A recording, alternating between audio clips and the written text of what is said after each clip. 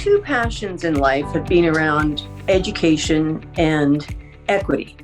I think pretty much everything I've done in my life has been along those two paths. So I'm either usually too corporate for academia or too academic for corporate, and that's fine. I find it a nice balance. I've been really interested in this whole aspect of online education. So even though I've made my actual career around diversity and inclusion work. At one point, I was the director of Global Diversity and Inclusion for Philips in Amsterdam. I in my role as talent director for executive networks, I worked with Fortune 50, with 3M, with Macy's, with Walmart. So I've worked with pretty much all the heavy hitters, the big corporates in this space. So I think I understand the equity and inclusion piece extremely well. And online education is the other piece. I not only have taught online for close to 20 years, which I think makes me fairly unique. Canada was an early mover in the online education space because our geography demands it. All the steps in my life have led to sort of this moment where I can really look at the intersection of equity and education and see what works, what doesn't. And to me, this is what we're going to discuss today, how online education can really remove barriers, is a very inclusive way of teaching and of learning. I think it's kind of come full circle. So that's my background and why I'm here today. Synchronous means real time. That's all. It's happening in real time. So it's going to be a classroom situation, or in the online education, it's attending a Zoom class. As we've seen with a lot of COVID, regular real-time classrooms switched overnight to online. Now that does not make it online education. That makes it remote synchronous education. Just so we understand the difference. Of course, it's happening online, probably not in a course that was designed to be online, probably not taught by somebody who has had extensive training in online teaching, which is unfortunate. And having said that, I am blown away by the competence of teachers, of instructors, of facilitators, of trainers who have shifted this really vital aspect of human progress, which is education and learning, totally online with none of the supports or infrastructure that you really should have had. So I'm not trying to detract at all. If that is the learning you are teaching or following at the moment, hats off to you. Really excellent. It's not good to interrupt a course of study, dead stop in the middle of it. It's really not, psychologically or for learning. So I'm really glad that's happening. And having said that, it just transplants synchronous learning, which is perhaps in the long run not where you want to be. So that's synchronous learning. It's something that happens real time. Everybody's sitting there. It's 9 a.m. You're in an online classroom. I don't do that. I do asynchronous. Asynchronous does not mean whenever you feel like it, as in, oh, well, I've got 3 weeks to complete it. You don't. You have to meet milestones every week. However, within that, you are totally free to fill it in whenever you want. So as long as you meet the milestone markers, you can post feedback to people 2, 3, 4 times if you want. It is in its own way marvelously interactive. And I think people miss that about asynchronous education, that you're really having discussions and conversations with people. It's just not happening real time. The benefits are that if you're a busy working professional, and in particular, a lot of our participants are, say, between probably 30 and 50. So people are looking for enhanced academic credentials and learning that will help them in their careers, generally speaking, or they're making a career change or for whatever reason. So it brings the learning to you. It is almost impossible, of course. We're living in very difficult times. Even at the best of time, it's impossible for most people to get to the course that they want to follow. So happily, many universities have launched very high quality online programs over the past 2 decades. And that will certainly accelerate with impetus here. Just as an interesting corollary, I mean, here in Canada, we're seeing some of the less well-known, more remote universities going under. because of lack of funding. So if they're not in a catchment where they're getting legacies, where they're getting donation funding, then unfortunately there's simply no public money left anymore for them. And I tell you, shifting from brick and mortar to online will be a fantastic way forward, both for governments and for people. Now, I'm talking about adult learners who are choosing to follow that form of study. I'm not saying, oh, it's a great idea, let's shift all children to online, to synchronous online study. Now that's a recipe for disaster.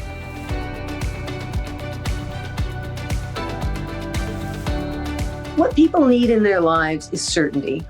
And it's uncertainty or fear of the unknown that panics a lot of people. And that certainly keeps a lot of people off online education because they don't understand it. And they think it's not going to be personal enough. And you're not going to get to know people. And how will it help my network? So there are a lot of fears around that. I find that with age comes experience and therefore confidence. So someone who's 28 to 50, for instance, is probably able to more easily see the value in not traveling traditionally to a real-time classroom and sitting there.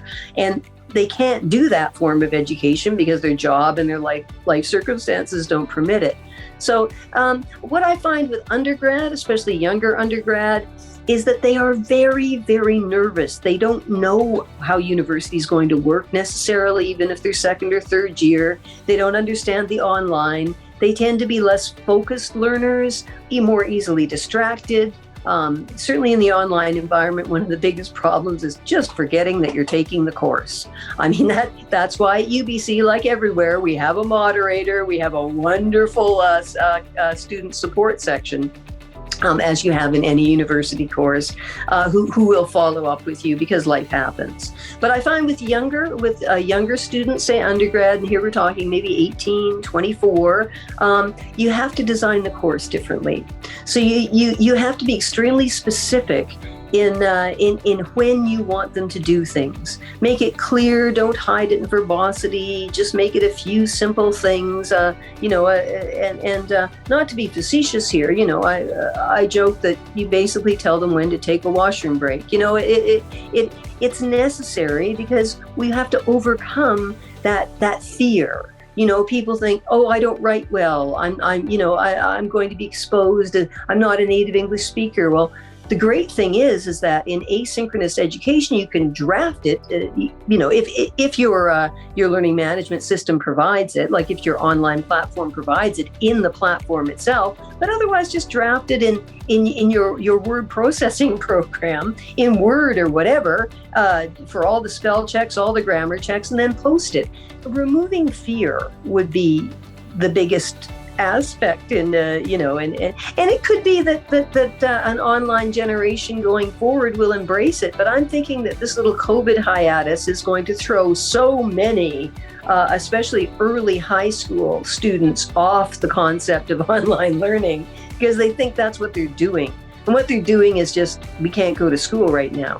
Those courses haven't been designed for the online environment. So that's why what I would say the biggest difference is both self-motivation and certainly learning confidence in the age groups. I prefer to have older students in the online environment because they are both more flexible and more conscientious generally, and that's just an experience thing. It's not what's innate in a generation or anything.